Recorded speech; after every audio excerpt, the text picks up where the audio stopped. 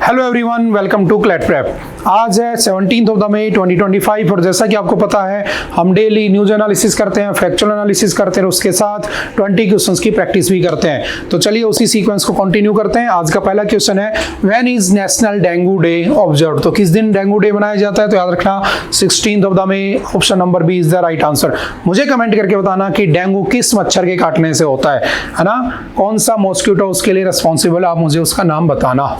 Next, which of the following articles of the Indian Constitution allows states to make laws regarding the prohibition of the intoxicating drinks and drugs?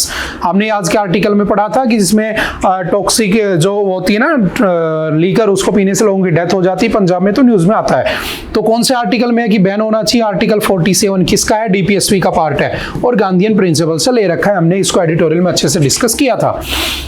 The advisory opinion given by the Supreme Court under Article 143 किसके लिए दी जाती है? तो याद रखना, क्या ये binding है? तो याद रखना ये बाइंडिंग नहीं होती एडवाइजरी। ये क्या होती है? सिर्फ एडवाइजरी होती है, कंपलसरी नहीं है।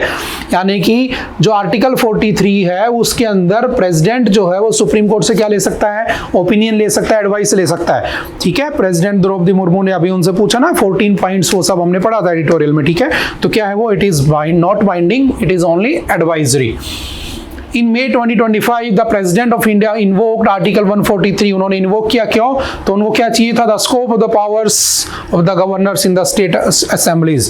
कि स्टेट असेंबलीज में गवर्नर्स को कह दिया था ना कि 3 मंथ के अंदर आपको ये बताना होगा सुप्रीम कोर्ट ने कि बिल पास हो रहा है कि नहीं हो रहा है, क्यों नहीं कर रहे हो, क्यों करना है तो उसको पास करो, उस पर जजमेंट देना होगा। तो उसके केस में प्रेसिडेंट ऑफ इंडिया ने उससे कुछ क्वेश्चंस पूछे ना, 14 क्वेश्चंस, तो हमने एडिटोरियल में भी पढ़ा था। Where did the Indian Army launch operation Nader? Operation Nader कहां पर लॉन्च हुआ है? टेररिस्ट को मारने के लिए। तो याद रखना जम्मू एंड कश्मीर में। ऑपरेशन सिंदूर के बाद हमने पाकिस्तान पे किया था, अब हमने जम्मू कश्मीर में टेररिस्ट को मारने के लिए ऑपरेशन नादर अभी कल शाम को इसको शुरू किया होता है। ठीक है, चलते next. Who was conferred the honorary क्या है रैंक ऑफ लेफ्टिनेंट कर्नल? जो लेफ्टिनेंट कर्नल की पोस्ट है वो किसे दी गई है?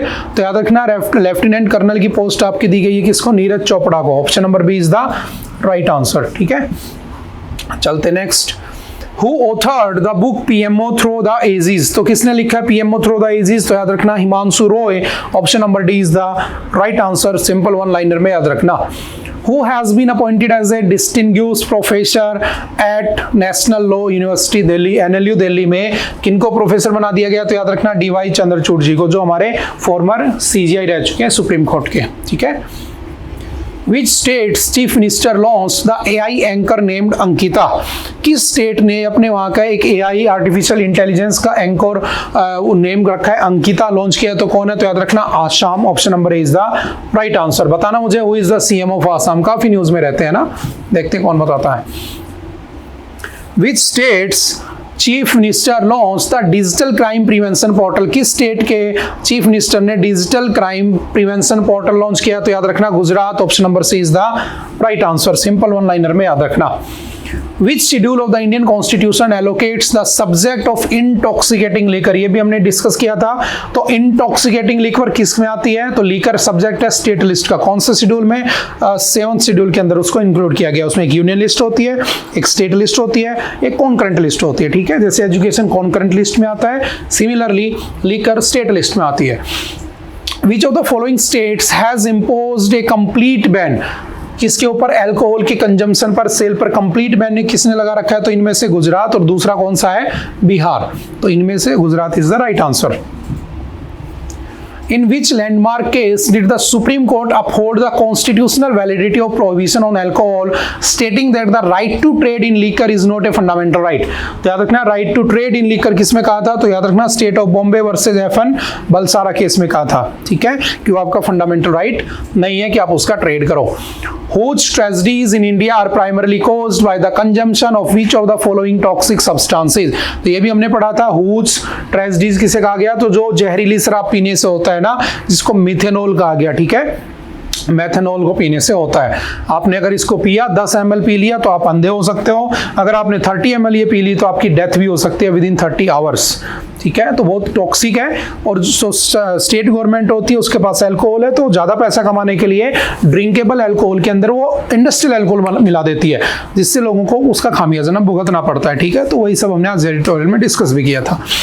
Next, what is the primary objective of the पोषण अभियान। जो पोषण अभियान आया था उसका ऑब्जेक्टिव क्या था, तो इसके अंदर था improving nutritional outcomes for the children, pregnant women and the lactating mothers. उनके लिए क्या था, उनको न्यूट्रिशन प्रोवाइड कराना। Which of the following articles of the Indian Constitution provides for equal opportunity for women in matters of the public employment? तो याद रखना article 16 क्या कहता है, राइट टू अपॉर्चुनिटी या इक्वालिटी इन जॉब्स अपॉर्चुनिटी। ठीक है, तो आर्टिकल 16 5 जो होते हैं ना, gender, caste, religion, place of birth, racism, उनके बिहाफ पर कभी भी जॉब्स की अपॉर्चुनिटी में तुम्हारे साथ इनइक्वालिटी नहीं होगी। तो आर्टिकल 16 फंडामेंटल राइट का इसके बारे में बताता है। Which directive principle of state policy specifically mentions the duty of the state to ensure just and human conditions for work and maternity relief for the woman? ये भी हमने पढ़ा था, आर्टिकल 42 इसके बारे में कहता है। हमने एग्जाम्पल भी पढ़ा था उसमें एम्बुलेंस वाला। ठीक है, चलते हैं नेक्स्ट। What does आर्टिकल 143 क्या कहता है, तो ये क्या कहता है, तो powers of the president to consult, Supreme Court से वो कंसल्ट कर सकता है। Option number B is the right answer. The multi agency centre MAC, ये भी हमने डिस्कस किया था, जो 2001 में बनी थी। ठीक है, कारगिल के बाद, और जो हाईजैक हुआ था हमारा 814 फ्लाइट काठमांडू से दिल्ली जा रही थी, उसको हाईजैक कर लिया था और मसूद अजहर को छुड़वा लिया था। उसके बाद हमने ये बनाया था MAC मल्टी एजेंसी सेंटर। सारी एजेंसियों को मर्ज कर दिया गया ताकि टेररिस्ट को इजिली क्या किया जा सके, ट्रैक किया जा सके। ठीक है, इसको दोबारा से 500 करोड़ रुपए देकर रिवोक कर दिया, और कुछ नहीं है।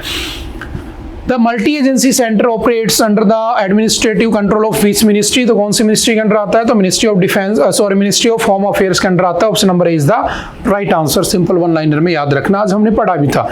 ओके, आई थिंक आज के लिए इतना ही था। आई होप कि आपको बातें समझ में आई होंगी। फिर भी अगर कोई डाउट रहता है किसी तरह का तो आप आकर मिल सकते हैं, पूछ सकते हैं। ठीक है, मिलते हैं दोबारा नेक्स्ट लेक्चर में। Okay, bye bye, thank you, have a nice day.